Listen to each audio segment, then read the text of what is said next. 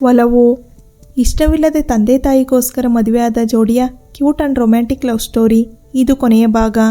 ಕಳೆದ ಸಂಚಿಕೆಯಲ್ಲಿ ಹೇಮಾ ಕೋಪದಿಂದ ತವರು ಮನೆ ಸೇರಿದ್ದಳು. ಶೇಖರ್ ಅವಳನ್ನು ಕರೆತರಲು ಬಂದನೇ ತಿಳಿಯೋಣ ಈ ಸಂಚಿಕೆಯಲ್ಲಿ. ಹೇಮಾ ಒಂದು ದಿನ ಕಾಲೇಜಿನಿಂದ ಬಂದು ಸಂಗೀತ ಕೇಳುತ್ತಾ ಕುಳಿತಿದ್ದಳು.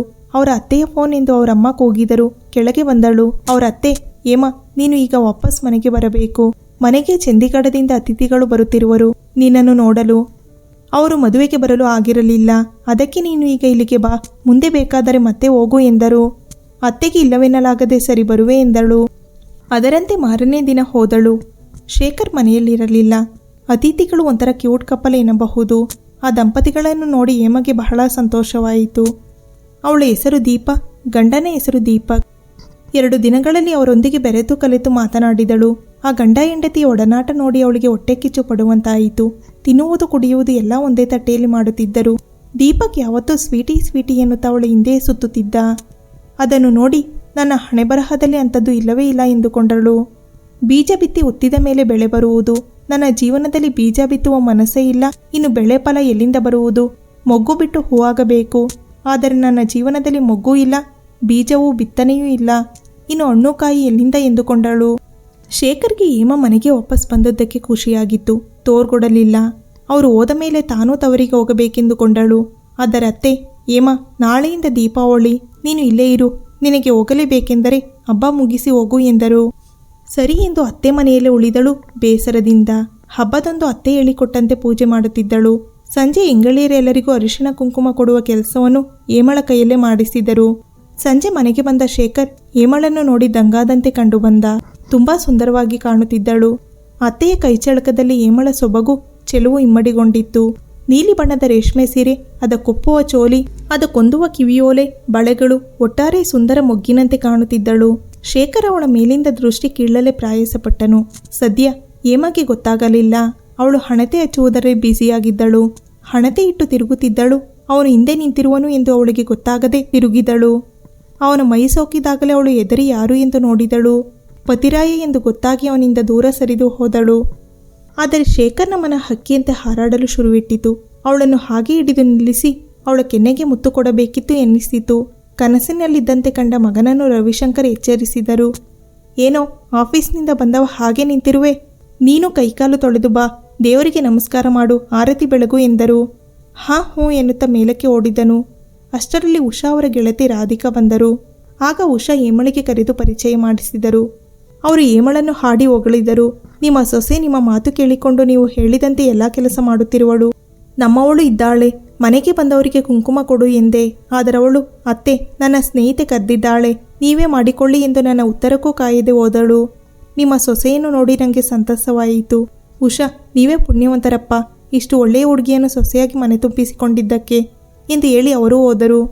ಇದನ್ನೆಲ್ಲ ಮೇಲೆ ನಿಂತು ದುರ್ವಾಸ ಮುನಿ ಕೇಳಿಸಿಕೊಂಡನು. ಹೇಮಾ, ಅತ್ತೆ, ನಾನು ಡ್ರೆಸ್ ಬದಲಾಯಿಸಿ ಬರುವೆ ಎಂದಳು. ಸರಿ ಹೋಗು, ಸ್ವಲ್ಪ ವಿಶ್ರಾಂತಿ ಮಾಡಿ ಬಾ ಎಂದರು. ಹ್ಞೂ ಎಂದು ಕೋಣೆಗೆ ಬಂದಳು. ಕನ್ನಡಿಯಲ್ಲಿ ತನ್ನ ಬಿಂಬ ನೋಡುತ್ತಾ ಏನೋ ಯೋಚನೆಯಲ್ಲಿ ಕತ್ತಿನಲ್ಲಿ ಹಾಕಿದ ನೆಕ್ಲೆಸ್ ತೆಗೆಯಲು ಪ್ರಯತ್ನಿಸುತ್ತಿದ್ದಳು.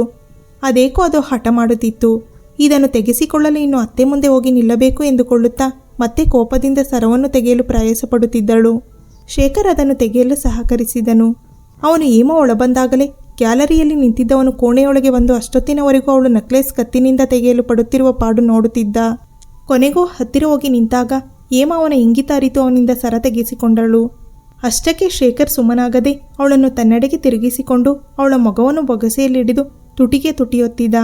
ಅವಳು ಸೊಂಟ ಬಳಸಿ ಎದೆಗೊತ್ತಿಕೊಂಡು ಅವಳು ಕೊಸರಾಡಿದರೂ ಬಿಡದಂತೆ ಕೆಲ ಕ್ಷಣಗಳು ಅವನಲ್ಲೇ ಬಂದಿಯಾಗಬೇಕಾಯಿತು ಹೇಮಳಿಗೆ ಕೋಪ ಒಂದು ಕಡೆಯಾದರೆ ಅಚ್ಚರಿ, ಇವನು ಅರ್ಥವೇ ಆಗುವುದಿಲ್ಲವಲ್ಲವೆಂದು.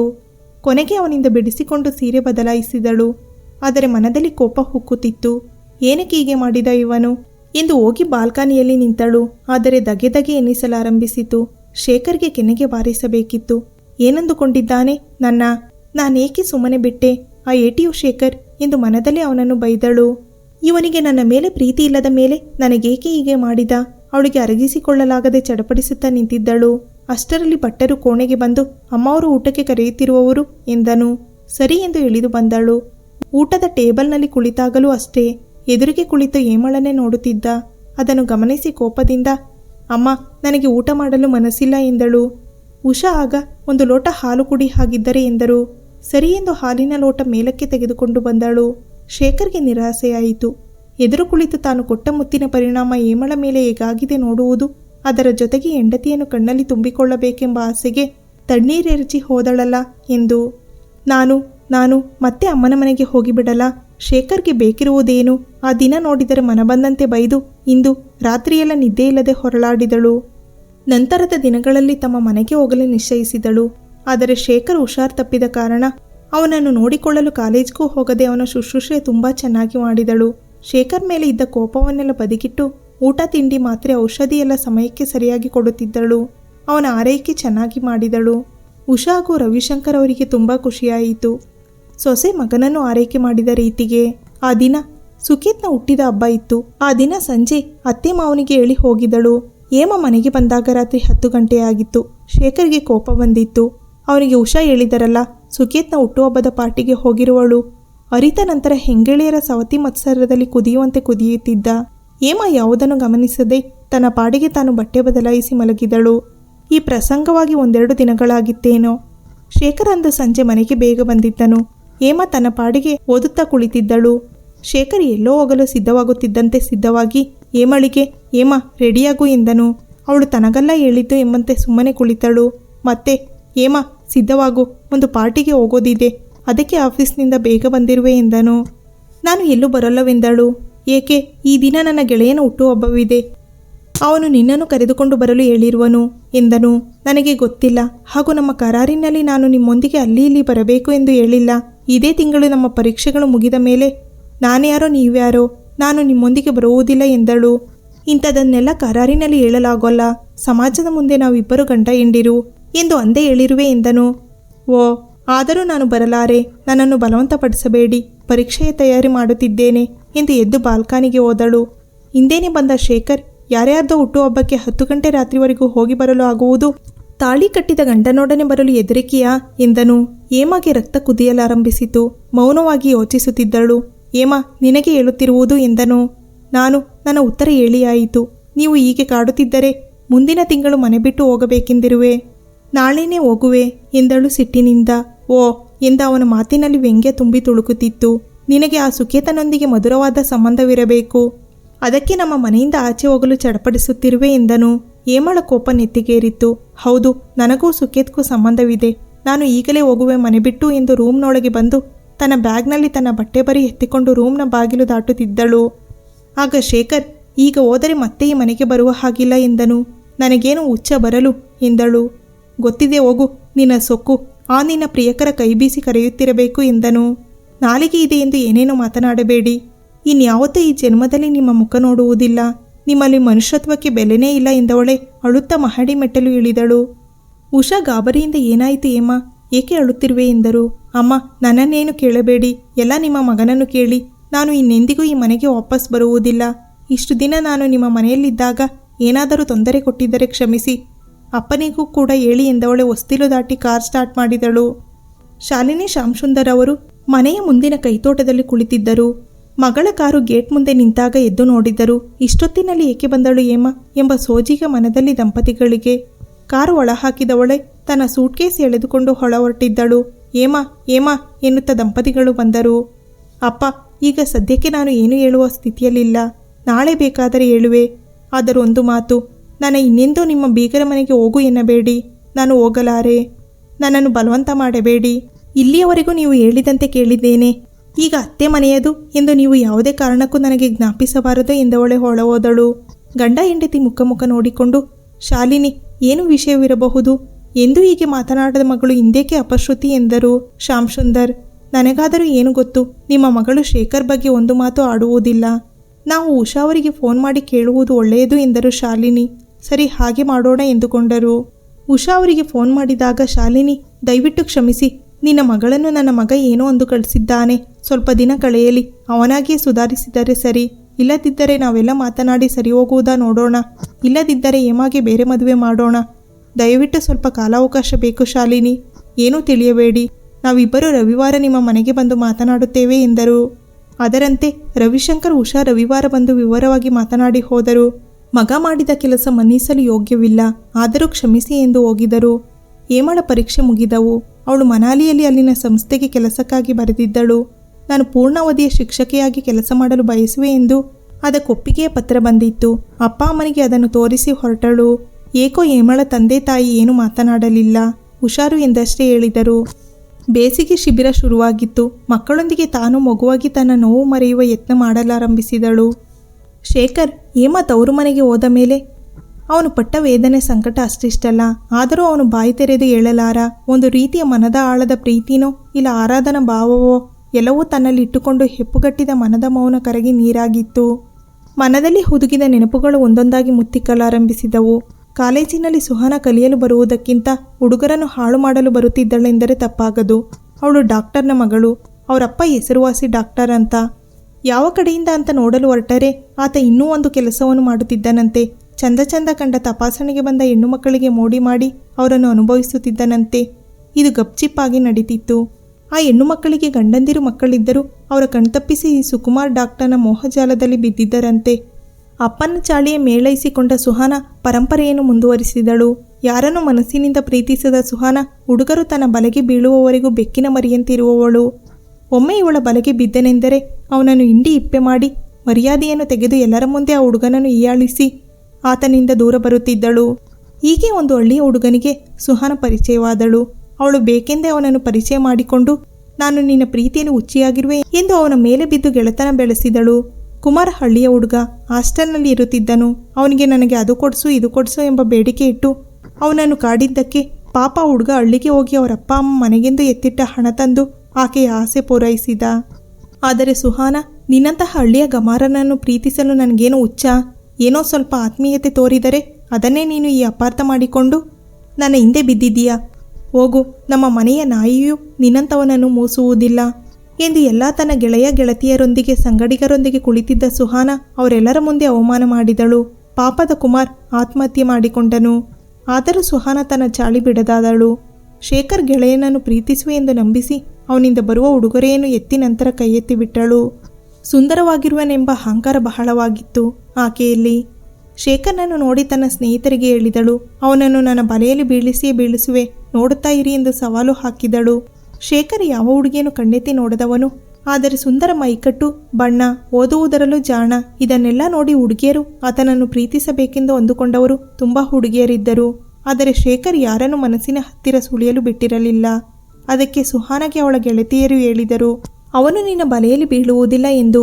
ಆ ಮಾತು ಸುಹಾನಾಳನ್ನು ರೊಚ್ಚಿಗೆಬ್ಬಿಸಿತು. ಅದಕ್ಕಾಗಿ ತುಂಬ ನಾಟಕವಾಡಿದ ಮೇಲೆ ಶೇಖರ್ ಅವಳ ಬಲೆಗೆ ಬಿದ್ದ. ಅವಳು ನಿಜವಾಗಿಯೂ ತನ್ನನ್ನು ಮನದಿಂದ ಪ್ರೀತಿಸುತ್ತಿರುವಳು ಎಂದು ನಂಬಿದ. ಅದರಂತೆ ಆಕೆಗೆ ಒಂದು ವಜ್ರದ ಉಂಗುರ ಉಡುಗೊರೆಯಾಗಿ ಕೊಡಲು ತಂದಿದ್ದ.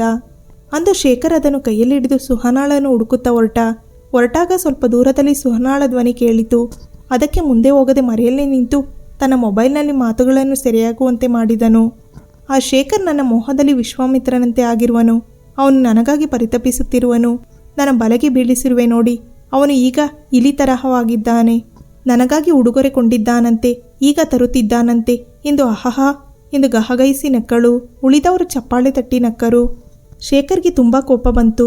ಮುಖವೊಂದೇ ಸುಂದರ, ಇಂಥ ವಿಕೃತ ಮನಸ್ಸಿನ ಹೆಣ್ಣು ಮಕ್ಕಳು ಇರುವರ ಛೆ ಎಂದು ಒಂದಿನಿಂದ ಹೆಣ್ಣು ಮಕ್ಕಳ ಮೇಲೆ ಒಂದು ರೀತಿಯ ಕೋಪ ಅಪನಂಬಿಕೆ ಬೆಳೆಸಿಕೊಂಡನು. ಅದು ಸಾಲದಂತೆ ಶೇಖರ್ನ ಗೆಳೆಯ ಮುರಳಿ ಡಿಗ್ರಿ ಮೊದಲ ವರ್ಷದಲ್ಲಿರುವಾಗಲೇ ಮನೆಯವರ ವಿರೋಧದ ಮೇಲೆ ಮದುವೆಯಾಗಿದ್ದ. ಅಷ್ಟೇ ಅಲ್ಲ, ತನ್ನ ಓದೋ ಅರ್ಧಕ್ಕೆ ನಿಲ್ಲಿಸಿ ಅವಳಿಗೆ ಮುಂದೆ ಓದಲು ಹೇಳಿ ತಾನು ಒಂದು ಕೆಲಸ ಹುಡುಕಿಕೊಂಡು ಪ್ರೀತಿಯಿಂದ ನೋಡಿಕೊಳ್ಳುತ್ತಿದ್ದ. ಆದರೆ ಆ ಪ್ರೀತಿ ಕೊನೆಯ ವರ್ಷದ ಡಿಗ್ರಿ ಓದುವಾಗ ಒಬ್ಬ ಸುಂದರ ಶ್ರೀಮಂತನ ಮಾತಿಗೆ ಅವನ ಶ್ರೀಮಂತಿಕೆಗೆ ಮರುಳಾಗಿ ಮುರಳಿಯ ತ್ಯಾಗ ಮರೆತು ಆತನೊಂದಿಗೆ ಓಡಿ ಹೋದಳು. ಅದಕ್ಕಾಗಿ ಮುರಳಿ ಆತ್ಮಹತ್ಯೆ ಮಾಡಿಕೊಳ್ಳಲು ಹೋದವ ಬದುಕಿದ. ಈ ಎಲ್ಲ ಸಂಗತಿಗಳು ಶೇಖರ್ನನ್ನು ಪ್ರೀತಿ ಪ್ರೇಮದಿಂದ ವಿರುಕ್ತಿ ಹೊಂದುವಂತೆ ಮಾಡಿದವು. ಹೇಮ ಮಕ್ಕಳೊಂದಿಗೆ ಅಲ್ಲಿ ತನ್ನ ನೋವನ್ನು ಮರೆಯಲು ಪ್ರಯತ್ನಿಸುತ್ತಾ ತನ್ನ ಬಾಳರಥದ ಗಾಲಿಯನ್ನು ಎಳೆಯುತ್ತಾ ನಡೆದಿದ್ದಳು. ಎಲ್ಲರೊಂದಿಗೆ ನಗುನಗುತ್ತಲೇ ಬೆರೆಯುತ್ತಾ ಹೇಮ ಎಲ್ಲರ ಮನಗೆದ್ದಳು. ಆದರೆ ಅವಳ ಮನದ ವೇದನೆ ತಳಮಳ ತಣ್ಣಗಾಗದೆ ಸಣ್ಣ ಬೆಂಕಿಯ ಕಿಡಿ ಆಗಾಗ ಅವಳನ್ನು ಹಿಂಸಿಸುತ್ತಿತ್ತು. ಹೇಮ ರಾತ್ರಿ ಒಂಟಿಯಾಗಿ ಮನೆಯಲ್ಲಿ ಉಳಿದಾಗ ತನ್ನ ಜೀವನ ಹೇಗಿದ್ದು ಹೇಗಾಯಿತಲ್ಲ ಎಂದು ಚಿಂತಿಸುತ್ತಾ ರಾತ್ರಿ ಕಳೆಯುತ್ತಿದ್ದಳು. ಈಗ ಎಲ್ಲರ ಜೀವನದಲ್ಲೂ ಹೂವರಳುವ ಕಾಲ ಎಂದಾದರೆ ಹೇಮಳ ಬಾಳು ಚಿಗುರುವ ಮುನ್ನವೇ ಬಾಡಿತು. ಹೀಗಾಗಿ ಜೀವನದಲ್ಲಿ ಉತ್ಸಾಹ ಕಳೆದುಕೊಂಡಂತಾಗಿದ್ದಳು. ಮಕ್ಕಳೊಂದಿಗೆ ಕಳೆಯುವ ಸಮಯ ಖುಷಿಯಾಗಿರುತ್ತಿದ್ದ ಹೇಮ ಒಂಟಿಯಾಗಿದ್ದ ಸಮಯ ಅವಳನ್ನು ಭೂತದಂತೆ ಎದುರಿಸುತ್ತಿತ್ತು. ಶೇಖರ್ ಅವಳೊಂದಿಗೆ ನಡೆದುಕೊಂಡ ರೀತಿ ನೆನೆದು ಕೋಪವೂ ಬರುತ್ತಿತ್ತು. ಶೇಖರ್ನಲ್ಲಿ ಮನುಷ್ಯತ್ವವೇ ಇಲ್ಲವೇ? ತು, ಎಂಥ ವಿಚಿತ್ರ ಪ್ರಾಣಿ ಅವನು. ಮುಖ ನೋಡಿದರೆ ಚೆಂದುಳ್ಳಿ ಚೆಲುವ, ಆದರೆ ಮನಸ್ಸು ವಿರೂಪ ಎಂದುಕೊಳ್ಳುವವಳು. ಶೇಖರ್ ತನ್ನದೇ ತಪ್ಪು ಎಂದು ಗೊತ್ತಿದ್ದರೂ ತನ್ನ ದೌರ್ಜನ್ಯಕ್ಕೆ ಒಂದು ದಿನವೂ ಸಾರಿ ಕೇಳದೆ ರಾಕ್ಷಸನಂತೆ ವರ್ತಿಸಿದ್ದು ನೆನಪಾದರೆ ಮನ ವೇದನೆ ಅನುಭವಿಸುತ್ತಿತ್ತು. ತಂದೆ ತಾಯಿಗೆ ಪ್ರತಿದಿನ ಕರೆ ಮಾಡಿ ಮಾತನಾಡುತ್ತಿದ್ದಳು. ಆದರೆ ಒಂದು ದಿನವೂ ಗಂಡನ ಬಗ್ಗೆ ಆಗಲಿ ಅತ್ತೆ ಮಾವನ ಬಗ್ಗೆ ಆಗಲಿ ಅವಳು ವಿಚಾರಿಸುತ್ತಿರಲಿಲ್ಲ. ಅವರೂ ಹೇಳುತ್ತಿರಲಿಲ್ಲ. ಶೇಖರ್ಗೆ ತನ್ನ ತಪ್ಪಿನ ಅರಿವಾಗಿತ್ತು. ಹೇಮಳನ್ನು ತುಂಬ ಮಿಸ್ ಮಾಡಿಕೊಳ್ಳುತ್ತಿದ್ದನು. ಬಾಯ್ಬಿಟ್ಟು ಹೇಳಲಾರ. ಆದರೆ ಮನೆಯಲ್ಲೇ ಸಿಡುಕುವುದು ಹೆಚ್ಚಾಯಿತು. ಉಷಾ ಅವರು ಮಗನನ್ನು ಊಟ ತಿಂಡಿಗೆ ಕರೆದರೂ ಸಿಡುಕುತ್ತಿದ್ದನು. ಅಮ್ಮ, ನನ್ನನ್ನು ಏನಕ್ಕೂ ಕೂಗಬೇಡ, ಬೇಕಿದ್ದರೆ ನಾನೇ ತಿನ್ನುವೆ, ಕೇಳಿ ಪಡೆಯುವೆ, ಆಯ್ತಾ? ಸುಮ್ಮನೆ ನನ್ನ ತಲೆ ತಿನ್ನಬೇಡ ಎನ್ನುತ್ತಿದ್ದನು. ತಂದೆಗೆ ಇದರ ಬಿಸಿ ತಾಕಿರಲಿಲ್ಲ. ಮನೆಯ ಯಾವ ಕೆಲಸವನ್ನು ತಲೆಗೆ ಹಾಕಿಕೊಳ್ಳದೆ ಅವನ ಪಾಡಿಗೆ ಅವನು ಇರುತ್ತಾ ತನ್ನಷ್ಟಕ್ಕೆ ತಾನೇ ನಗುವುದು ಅಳುವುದು ಮಾಡುತ್ತಿದ್ದ. ಒಂದು ದಿನ ಅವನು ಕೆಳಗೆ ಹಾಸಿದ ರತ್ನಗಂಬಳಿಯ ಮೇಲೆ ಕುಳಿತು ಪೇಪರ್ನಲ್ಲಿ ಏನೇನೋ ಗೀಚುವುದು, ನಂತರ ಅದನ್ನು ಹರಿದು ಉಂಡೆ ಮಾಡಿ ಬಿಸಾಕುವುದನ್ನು ನೋಡಿ, ಏನೋ ಶೇಖರ್ ಇದು, ಹೀಗೇಕೆ ಎಂದರು ಉಷಾ. ಅಮ್ಮ, ನನ್ನನ್ನು ಏನು ಕೇಳಬೇಡಿ, ನೀವು ಇಲ್ಲಿಗೇಕೆ ಬಂದಿರುವಿರಿ ಎಂದನು. ಒಂದು ದಿನ ರವಿಶಂಕರ್ಗೂ ಕೂಡ ಮಗನ ನಡವಳಿಕೆ ಕಂಡಿತು. ಆ ದಿನ ಬೇಗ ಮನೆಗೆ ಬಂದಿದ್ದ ರವಿಶಂಕರ್ ಮಗನನ್ನು ಊಟ ಮಾಡಲು ಕರೆದರು. ಆಗ, ಅಪ್ಪ, ನನಗೆ ಹಸಿವಿಲ್ಲ, ನೀವು ನನಗೆ ಬಲವಂತ ಮಾಡಬೇಡಿ, ನಾನು ಹಸಿವಾದರೆ ತಿನ್ನುವೆ ಎಂದನು. ಮಗನನ್ನು ಒಮ್ಮೆ ನೋಡಿದರು. ಶೇವ್ ಮಾಡದೆ ಹುಲ್ಲಿನಂತೆ ಬೆಳೆದ ಗಡ್ಡ, ತಲೆಗೂದಲು 1 ಇಂಚು ಬೆಳೆದಿತ್ತು. ಏನೋ ಶೇಖರ್, ಏನಿದು ನಿನ್ನ ಅವಸ್ಥೆ ಎಂದರು ಮಗನಿಗೆ. ಏನಾಗಿದೆ ಅಪ್ಪ? ಎಂಥದ್ದೂ ಇಲ್ಲ, ಈಗ ಎಲ್ಲರೂ ದಾಡಿ ಬಿಡುವುದು ಫ್ಯಾಷನ್ ಆಗಿದೆ ಎಂದನು. ಮುಂದೆ ಅವನನ್ನು ಏನು ಕೇಳಲು ಮನಸ್ಸು ಬಾರದೆ ರವಿಶಂಕರ್ ಹೆಂಡತಿಯನ್ನು ಹುಡುಕಿಕೊಂಡು ಬಂದು ಕೇಳಿದರು, ಏನು ನಿನ್ನ ಮಗ ವಿಚಿತ್ರವಾಗಿ ಆಡುತ್ತಿರುವನು ಎಂದು. ಅವನು ಏನೇನು ಹೇಳಿದ ಅದನ್ನು ಉಷಾಗೆ ಹೇಳಿದರು. ಅದೇನು ಉಷಾ, ನಿನ್ನ ಮಗನ ಈ ವರ್ತನೆಗೆ ಏನು ಕಾರಣ ಎಂದರು. ಅದೇನೋ ನೀವೇ ಕೇಳಿ, ನಾನು ಏನೇ ಕೇಳಿದರೂ ಸಿಡಿಯುತ್ತಾನೆ, ನನಗಂತೂ ಸಾಕಾಗಿದೆ. ಮೊನ್ನೆ ಅವನ ಹಾಸಿಗೆ ಮೇಲಿನ ಬೆಡ್ ಸ್ಪ್ರೆಡ್ ಒಗೆಯಲು ತೆಗೆದುಕೊಂಡು ಬರಲು ಹೋಗಿದೆ. ಅಮ್ಮ, ಅದು ಹಾಗೆ ಇರಲಿ, ನೀವೇನು ತೆಗೆಯಬೇಡಿ, ನನಗೆ ತೆಗೆಯಬೇಕು ಎಂದು ಎನ್ನಿಸಿದಾಗ ತೆಗೆಯುವೆ ಎಂದನು. ಹಾಸಿಗೆ ಮೇಲೆ ಮಲಗುತ್ತಿಲ್ಲ ನಿಮ್ಮ ಮಗ, ಇತ್ತೀಚೆಗೆ ರತ್ನಗಂಬಳಿಯ ಮೇಲೆ ಮಲಗುತ್ತಾನೆ.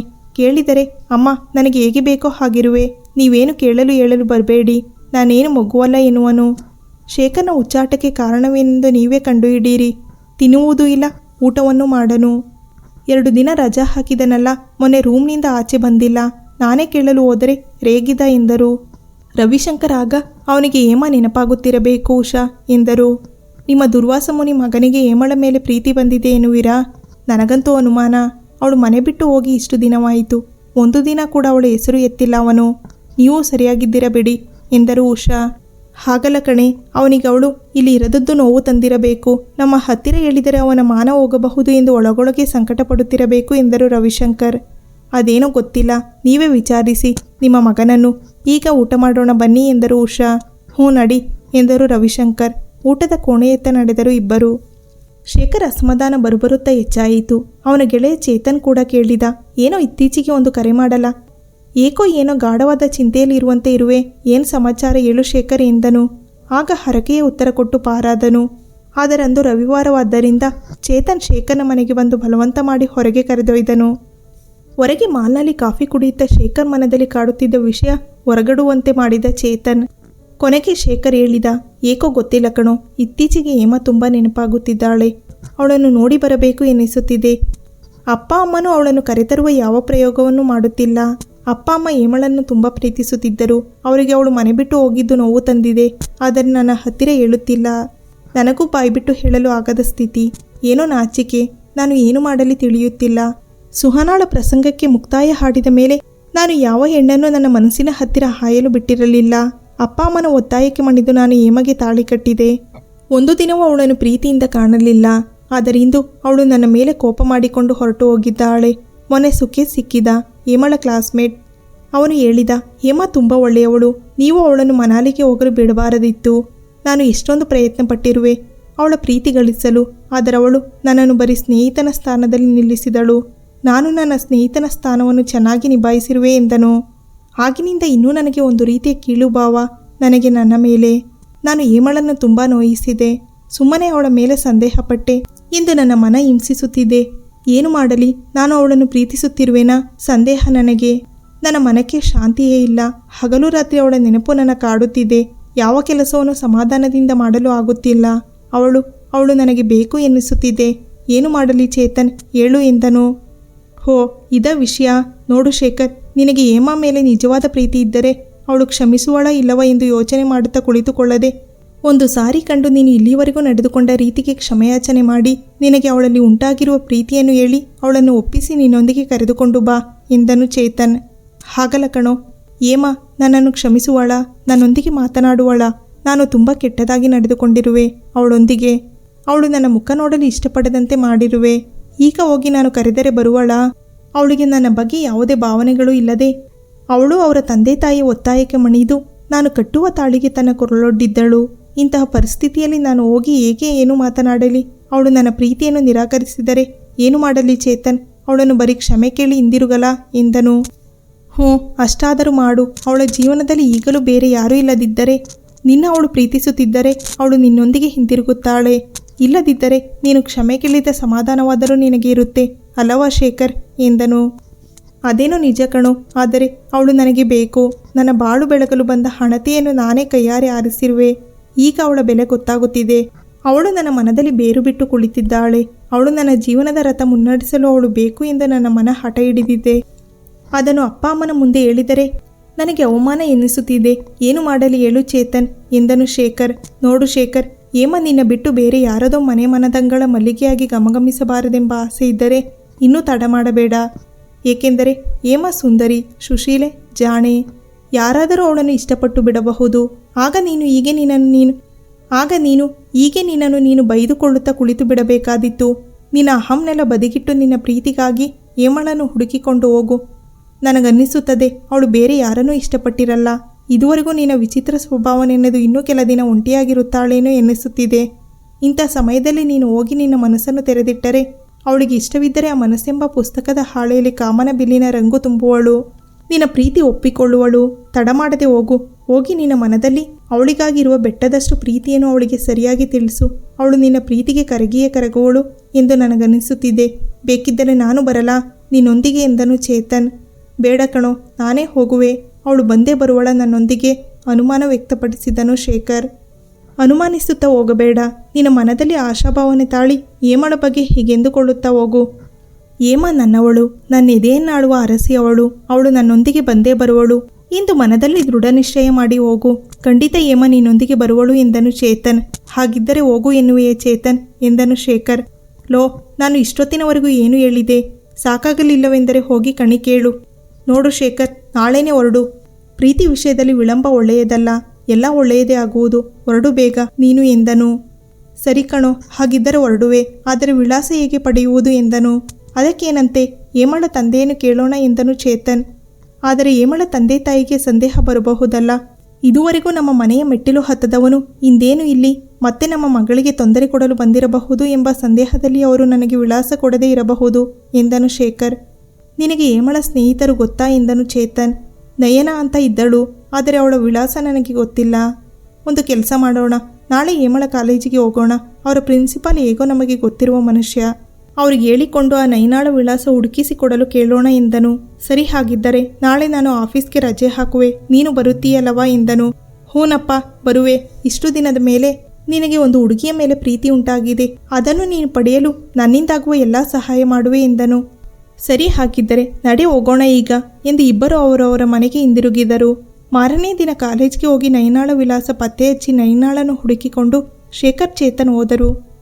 ನಯನ ಶೇಖರ್ನನ್ನು ನೋಡಿ, ನೀವು ಈಗೇಕೆ ಅವಳನ್ನು ಹುಡುಕಿಕೊಂಡು ಬಂದಿರುವಿರಿ? ಕಣ್ಮುಂದೆ ಇದ್ದಾಗ ಅವಳನ್ನು ಸರಿಯಾಗಿ ನೋಡಿಕೊಳ್ಳದ ನೀವು ಈಗ ಅವಳ ವಿಳಾಸ ಹುಡುಕಿಕೊಂಡು ಬಂದಿರುವುದು ನೋಡಿ ನನಗೆ ಅಚ್ಚರಿಯಾಗುತ್ತಿದೆ ಎಂದಳು. ನನ್ನದು ಒಂದು ಕತೆ ನಯನ ಅವರೇ. ಯಾವುದೇ ವಸ್ತುವಿನ ಬೆಲೆ ತಿಳಿಯಬೇಕೆಂದರೆ ಅದು ನಮ್ಮ ನಗಲಿದ ಮೇಲೆ ಅದರ ಮಹತ್ವ ಅರಿವಾಗುವುದು ಎಂಬ ಮಾತಿರುವಂತೆ ನಾನು ಹೇಮನೊಂದಿಗೆ ಇರುವಾಗ ಅವಳ ಬೆಲೆ ಅರಿಯದಾದೆ. ಈಗ ಅವಳು ನನ್ನ ಕ್ಷಮಿಸುವಳೋ ಇಲ್ಲವೋ ಅದು ಗೊತ್ತಿಲ್ಲ. ಆದರೂ ಒಂದು ಪ್ರಯತ್ನ ಮಾಡೋಣ ಎಂದುಕೊಂಡು ಹೇಮಳ ವಿಳಾಸ ಕೇಳಲು ಬಂದಿರುವೆ. ನಾನು ನಿಮ್ಮಲ್ಲಿಗೆ ಅವಳ ಮಾಹಿತಿಗಾಗಿ ಬಂದ ವಿಷಯ ನೀವು ಅವಳಿಗೆ ಹೇಳಬೇಡಿ ದಯವಿಟ್ಟು ಎಂದನು ಶೇಖರ್. ಇಲ್ಲ, ಹೇಳಲ್ಲ. ನಿಮಗೆ ಹೇಮಳ ಮೇಲೆ ಅಪರಿಮಿತ ಪ್ರೀತಿ ವಿಶ್ವಾಸವಿದ್ದರೆ ಖಂಡಿತ ನಿಮಗೆ ಹೇಮ ಸಿಗುವಳು. ಹೋಗಿ ಬನ್ನಿ, ಒಳ್ಳೆಯದಾಗಲಿ ಎಂದಳು ನಯನ.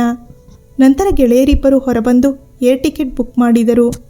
ಮಾರನೇ ದಿನ ಶೇಖರ್ ಮನಾಲಿಗೆ ಹೋದನು. ತಂದೆ ತಾಯಿಗೆ ಹೇಳಿರಲಿಲ್ಲ. ಹೇಮಳ ಶಾಲೆಯ ಪ್ರಿನ್ಸಿಪಾಲರನ್ನು ಭೇಟಿ ಮಾಡಿ ಹೇಮಳನ್ನು ನೋಡಬೇಕು ಎಂದನು. ಆಗ ಹೇಮಾಗೆ ಪ್ರಿನ್ಸಿಪಾಲ್ ಹೇಳಿ ಕಳಿಸಿದರು. ಹೇಮ ಬಂದಳು. ಶೇಖರ್ನ ನೋಡಿ ಅಚ್ಚರಿ ಒಂದು ಕಡೆಯಾದರೆ ಕೋಪವು ಉಕ್ಕಲಾರಂಭಿಸಿತು. ಆದರೂ ಇದು ಶಾಲೆ ಎಂದು ಅರಿತು ಪ್ರಿನ್ಸಿಪಾಲ್ಗೆ ಕೇಳಿಕೊಂಡು ಶಾಲೆಯಿಂದ ಹೊರನಡೆದಳು. ಶೇಖರ್ ಅವಳನ್ನು ಹಿಂಬಾಲಿಸಿದನು. ಸುಂದರ ಉದ್ಯಾನವನದಲ್ಲಿ ಹೋಗಿ ಕುಳಿತರು. ಶೇಖರ್ಗೆ ಹೇಗೆ ಈ ಮಾತಿಗಾರಂಭ ಮಾಡುವುದು ತಿಳಿಯುತ್ತಿಲ್ಲ. ಕೆಲ ಸಮಯ ಶೇಖರ್ ತನ್ನ ಮನದಲ್ಲಿ ಹೇಗೆ ಮಾತನಾಡುವುದು ಎಂದು ಲೆಕ್ಕ ಹಾಕಿ ಕೊನೆಗೂ ಬಾಯ್ಬಿಟ್ಟನು. ಏಮ, ನನ್ನನ್ನು ಕ್ಷಮಿಸು. ನಾನು ನಿನಗೆ ಒಂದು ದಿನವೂ ಪ್ರೀತಿ ತೋರಿಲ್ಲ. ನಿನ್ನೊಂದಿಗೆ ಚೆನ್ನಾಗಿ ಮಾತನಾಡಿಲ್ಲ. ಇತ್ತೀಚೆಗೆ ನನಗೆ ನಿನ್ನ ನೆನಪಾಗಿ ಮನ ಚುಚ್ಚಿ ಹಿಂಸಿಸುತ್ತಿದ್ದೆ. ನಾನು ತುಂಬ ದೊಡ್ಡ ಅಪರಾಧ ಮಾಡಿರುವೆ. ನಿನ್ನೊಂದಿಗೆ ಸ್ನೇಹಿತ ತರಹ ಕೂಡ ಕಾಣದೆ ವೈರಿಯಂತೆ ಕಂಡೆ. ನನ್ನ ಬಾಳಿನಲ್ಲಿ ನಡೆದ ಘಟನೆಗಳು ನನ್ನನ್ನು ಹಾಗೆ ವರ್ತಿಸುವಂತೆ ಮಾಡಿದ್ದವು. ನನ್ನನ್ನು ದಯವಿಟ್ಟು ಕ್ಷಮಿಸು ಎಂದು ಸಂಪೂರ್ಣವಾಗಿ ತನ್ನ ಜೀವನದಲ್ಲಿ ನಡೆದ ಸಂಗತಿಗಳನ್ನು ಅವಳು ಮುಂದೆ ಇಟ್ಟನು. ಈಗ ನನ್ನೊಂದಿಗೆ ಯಾರೂ ಇಲ್ಲ ಎಂದು ನನ್ನೊಂದಿಗೆ ಬಾ ಎಂದು ನಾನು ಕೇಳಿಕೊಳ್ಳಲಾರೆ. ನಿನ್ನ ಏಮ, ನಾನು ನಿಜವಾಗಿ ನಿನ್ನ ಪ್ರೀತಿಸುತ್ತಿರುವೆ. ಬಹುಶಃ ನಾನು ಮದುವೆಯಾದ ಕೆಲ ದಿನಗಳಲ್ಲೇ ನಿನ್ನ ಗುಣಕ್ಕೆ ಮಾರು ಹೋಗಿದ್ದೆ ಎನ್ನಿಸುವುದು ಈ ನನ್ನ ಮನದ ಬಂಜರಿನಲ್ಲಿ ಪ್ರೀತಿಯ ಚಿಲುಮೆಯ ಉಕ್ಕಿಸಿದ ದೇವತೆ ನೀನು. ನೀನು ನನ್ನೊಂದಿಗೆ ಜೀವನದ ಹಾದಿಯಲ್ಲಿ ದಾರಿ ತೋರುವ ಬೆಳದಿಂಗಳಾಗಿ ಬಂದರೆ ನನ್ನಷ್ಟು ಪರಮಸುಖಿ ಯಾರೂ ಇಲ್ಲ ಅಂದುಕೊಳ್ಳುವೆ. ನಿನಗೆ ಇಷ್ಟವಿರದಿದ್ದರೆ ಬಲವಂತವಿಲ್ಲ.